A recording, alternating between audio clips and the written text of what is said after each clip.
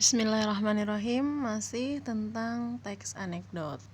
Kali ini Ibu akan membahas tentang struktur dari teks anekdot. Yang kedua, kaidah kebahasaan dari teks anekdot. Dan yang ketiga adalah pola penyajian dari teks anekdot. Oke, yang pertama, struktur dari teks anekdot terbagi menjadi 5. Yang pertama abstraksi, yang kedua orientasi, yang ketiga krisis, yang keempat reaksi, dan yang kelima koda. Nah, di sini ada contoh dari teks anekdot yang berjudul KUHP dalam anekdot. Langsung saja Ibu bacakan, kalian simak baik-baik dan kalian pahami dengan benar. Seorang dosen Fakultas Hukum suatu universitas sedang memberikan kuliah hukum pidana. Suasana kelas biasa-biasa saja. Saat sesi tanya jawab tiba, Ali bertanya kepada Pak dosen, "Apa kepanjangan KUHP, Pak?" Pak dosen tidak menjawab sendiri, melainkan melemparkannya kepada Ahmad. "Saudara Ahmad, coba dijawab pertanyaan saudara Ali tadi," pinta Pak dosen. Dengan tegas Ahmad menjawab, "Kasih uang habis perkara, Pak." Mahasiswa lain tentu tertawa, sedangkan Pak dosen hanya menggeleng-gelengkan kepala, seraya menambahkan pertanyaan kepada Ahmad. "Saudara Ahmad, dari mana saudara tahu jawaban itu?" Dasar Ahmad, pertanyaan Pak dosen dijawabnya dengan tegas. "Peribahasa Inggris mengatakan, pengalaman adalah guru yang terbaik, Pak." Semua mahasiswa di kelas itu tercengang. Mereka berpandang-pandangan, lalu mereka tertawa terbahak-bahak. Gelak tawa mereda. Kelas kembali berlangsung normal. Nah, di sini kita akan bahas struktur dari teks anekdot. Sebelum membahas struktur, kalian harus mencari kritik dan makna tersirat dari teks ini. Oke, pertanyaan pertama, kalian harus cari kritik dan makna tersirat dari teks KUHP dalam anekdot. Jadi Ibu tidak membahas kritik dan makna tersiratnya ya, karena di pelajaran sebelumnya sudah Ibu bahas. Nah, ini tugas kalian untuk mencarinya. Yang Ibu bahas adalah strukturnya langsung. Ingat, untuk mencari makna tersirat atau kritiknya, kalian harus benar-benar memahami teksnya. Oke. Nah, Ibu kasih kata kunci di sini. KUHP arti sebenarnya adalah Kitab Undang-Undang Hukum Pidana. Sekali lagi, arti dari KUHP sebenarnya adalah Kitab Undang-Undang Hukum Pidana. Nah, di sini dipelesetkan menjadi kasih uang habis perkara. Oke, kalian tinggal cari kritik dan makna tersirat dari teks KUHP dalam anekdot. Oke, lanjut kita analisis strukturnya. Yang pertama abstraksi, yaitu pembukaan teks berisi penjelasan umum. Artinya abstraksi ada di awal kalimat. Nah, ini abstraksi yang warna merah ya. Seorang dosen Fakultas Hukum suatu universitas sedang memberikan kuliah hukum pidana. Itu yang dimaksud abstraksi. Yang kedua adalah orientasi. Pernyataan berisi latar belakang peristiwa atau suasana cerita. Nah, suasana cerita di teks ini bagaimana? Di kalimat kedua ada suasana kelas biasa-biasa saja. Nah, itu termasuk orientasi. Yang ketiga adalah krisis. Masalah. Kemunculan masalah yang membuat kelucuan atau kritikan. Yang berwarna biru itu adalah krisis. Apa kepanjangan KUHP, Pak? Nah, ini adalah krisisnya. Ketika si Ali bertanya Pak dosen, kepanjangan KUHP itu apa? Dan dijawab sama si Ahmad, kasih uang habis perkara. Ini termasuk kritik. Yang keempat, reaksi. Bagaimana reaksi partisipan yang ada dalam teks anekdot setelah mendengar krisisnya? setelah ada masalahnya. Bagaimana reaksinya? Reaksinya adalah mahasiswa lain tentu tertawa, sedangkan Pak dosen hanya menggeleng-gelengkan kepala. Ada di warna ungu. Oke, yang terakhir adalah koda. Koda adalah penutup. Penutup biasanya ada di akhir cerita atau akhir paragraf. Gelak tawa mereda, kelas kembali berlangsung normal. Nah, itu yang dimaksud dengan struktur dari teks anekdot. Oke, kita lanjut ke kebahasaan dalam teks anekdot. Di sini ada lagi contoh kisah pengadilan tindak pidana korupsi. Dari tadi bahasnya pidana terus ya, nggak apa-apa. Langsung saja Ibu bacakan lagi. Pada puncak pengadilan korupsi politik, jaksa penuntut umum menyerang saksi. Apakah benar, teriak jaksa, bahwa Anda menerima $5.000 untuk berkompromi dalam kasus ini? Saksi menatap keluar jendela seolah-olah tidak mendengar pertanyaan. Bukankah benar bahwa Anda menerima $5.000 untuk berkompromi dalam kasus ini? Ulang pengacara. Saksi malah tidak menanggapi. Akhirnya, hakim berkata, "Pak, tolong jawab pertanyaan jaksa." "Oh, maaf," saksi terkejut sambil berkata kepada hakim, "Saya pikir dia tadi berbicara dengan Anda." Oke, itu contoh dari teks anekdot. Kira-kira apa kritik dan makna tersiratnya? Kalian cari lagi sendiri ya. Kalian cari kritik dan makna tersirat. Itu pertanyaan kedua. Tadi pertanyaan pertama sama, cari kritik dan makna tersirat dari teks KUHP dalam anekdot. Nah, sekarang cari kritik dan makna tersirat dari kisah pengadilan tindak pidana korupsi.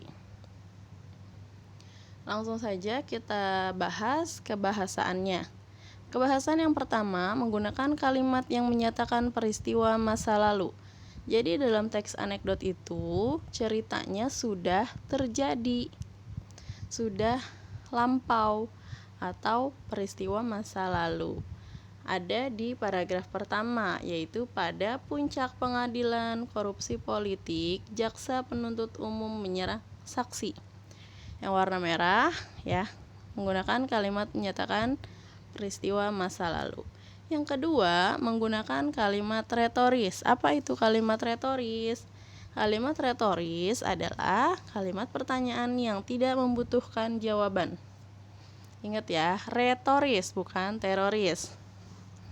Kalimat pertanyaan yang tidak membutuhkan jawaban.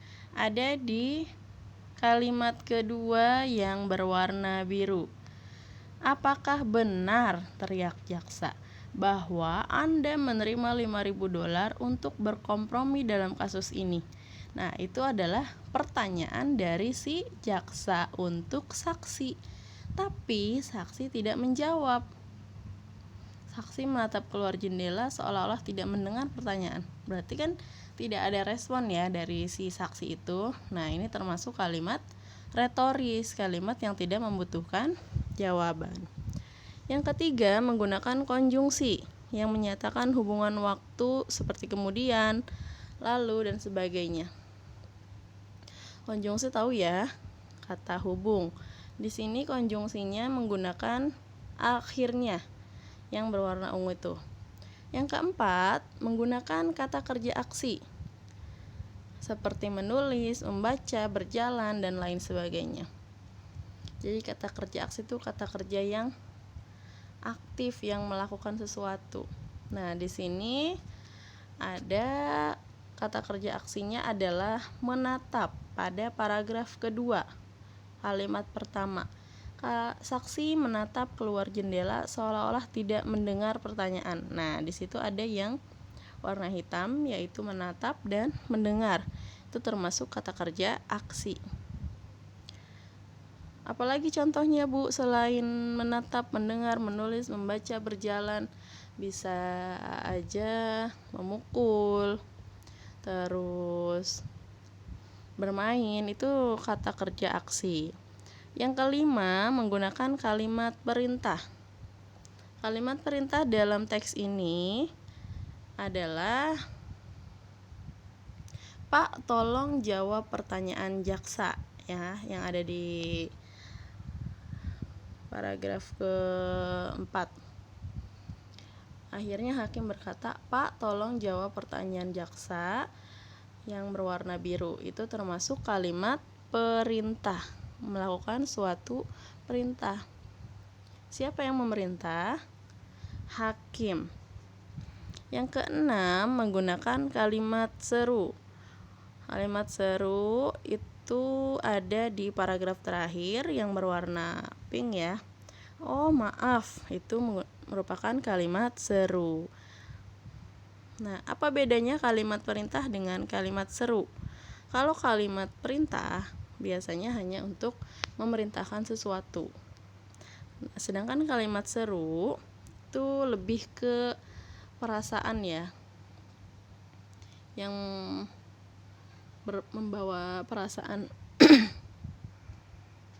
Seperti contoh di sini, oh maaf, gitu. Oke, selanjutnya adalah pola penyajian dari teks anekdot. Pola penyajian teks anekdot terbagi menjadi dua, yaitu narasi dan dialog. Contoh penyajian dalam bentuk dialog adalah percakapan dua orang atau lebih. Nah, penyajian dalam dialog ini bisa kalian lihat pada contoh anekdot dosen yang juga menjadi pejabat yang di video sebelumnya, ya, itu menggunakan pola penyajian bentuk dialog. Nah, salah satu ciri dialog adalah menggunakan kalimat langsung. Jadi ketika percakapan, misalnya Udin, titik 2 langsung bicara, kan, tidak ada kalimat tidak langsungnya. Sedangkan narasi menggunakan kalimat tidak langsung. Contohnya dapat dilihat di dalam KUHP dalam anekdot. Nah, ini ini termasuk contoh pola penyajian narasi. Jadi kalimatnya tidak langsung. Ada Ali bertanya kepada Pak dosen. Ada kata-kata seperti itu. Nah, kalau kalimat langsung aja Ali titik 2. Apa kepanjangan KUHP, Pak? Nah, itu menggunakan kalimat langsung. Kalian buka lagi di contoh anekdot dosen yang menjadi pejabat. Oke, sekarang tugas ketiga. Tugas ketiga adalah kalian mencari kebahasaan teks anekdot dari KUHP dalam anekdot. Nah, yang teks ini, ya, kalian cari kaidah kebahasaannya. Yang keempat, kalian cari struktur dari teks anekdot dari teks kisah pengadilan tindak pidana korupsi. Nah, jadi dibalik-balik aja. Kalau teks yang KUHP, kalian cari kebahasaannya. Nah, kalau yang teks ini, kalian cari struktur kebahasaan, struktur dari teks anekdotnya. Jadi ada 4 pertanyaan, ya. Yang pertama, mencari kritik dan makna tersirat dari KUHP dalam anekdot. Yang kedua, mencari kritik dan makna tersirat dari kisah pengadilan tindak pidana korupsi.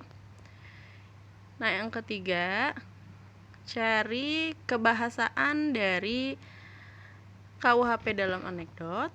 Nah, yang keempat adalah mencari atau menganalisis struktur dari kisah pengadilan tindak pidana korupsi. Caranya sama seperti yang Ibu jelaskan tadi.